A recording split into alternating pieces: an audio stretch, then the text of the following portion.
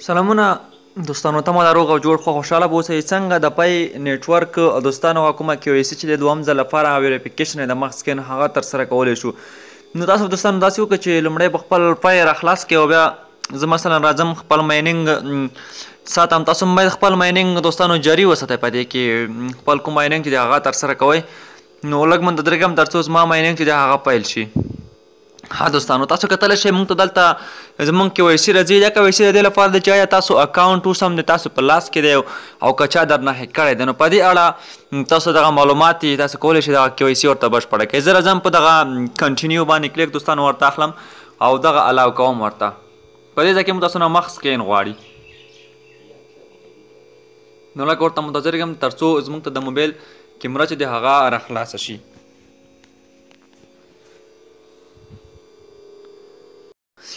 دوستانو په دغه ځای کې موږ تاسو څخه غواړي چې انټر یور ایمیل ادرس او کنفرم یور ایمیل ادرس. هغه ایمیل چې تاسو دغه پای ته ورکړ دی هغه ایمیل بدل ته هم ورکړئ او راشئ په لاندې ځای کې بیا هم ورکړئ هماغه علم او ایمیل او بیا به راشئ په اپډیټ باندې به دوستانو کلیک ورته واخلئ. ښه نو دوستانو، کله مې چې ایمیل هم ورکړ پورته تاسو راځي دغه څلور سټیپونه دي دوستانو وایي چې دغه پورته چې کوم ډول ترسره شوي همدغسې باید تاسو هم وکړئ، د لاندې په شانتې نه منل کېږي. وایي تاسو ریډي یې، نو موږ راځو آی ایم ریډي باندې دوستانو کلیک ورته اخلو. نو دلته وایي چې ګیټ ریډي، نو وایي تاسو دغلته چې کېږئ لږ منتظر شئ تر څو نو تاسو ته موږ صفحه راخلاصه کړو. نو لږ ورته منتظر کېږو تر څو موږ ته صفحه راخلاصه شي. نو راځو دوستانو دلته په سټارټ ریکارډینګ باندې کلیک اخلو.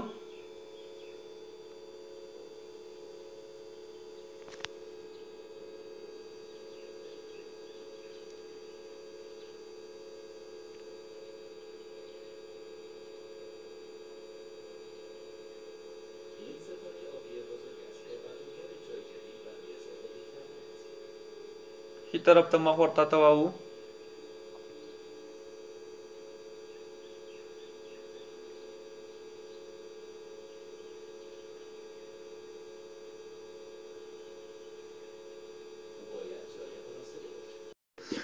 نو دوستانو KYC لکه څه په دې ګران هم نه دی، خو بیا هم تاسو ته لومړی کې یو مخ سکین مخامخ درنه اخلي، بیا به ښي طرف ته سر ورته وکړئ او بیا به چپ طرف ته سر ورته تاو کړئ. هلته تاسو ته خپل شین نشان درکوي، هغه ګرد لاړ شي او بیا ته تاسو صحیح علامه راشئ باید کلیک واخلئ. بیا به لاندې سر ورته ښکته کوئ، پورته سر ورته ښکته کوئ، پورته کوئ ورته. په همدې توګه باندې تاسو دغه KYC بشپړولی شئ دوستانو. نو ما ډېر وخت هم ونیولو، تقریبا تر 4-5 دقیقو پورې، ځکه چې هلته بعضې وخت وایي چې دغه KYC سمه نه شوه. نو په همدې توګه باندې نو دغه دوستانو اوس اپلوډېږي، نو لږ ورته منتظر کېږو تر څو دغه اپلوډ شي.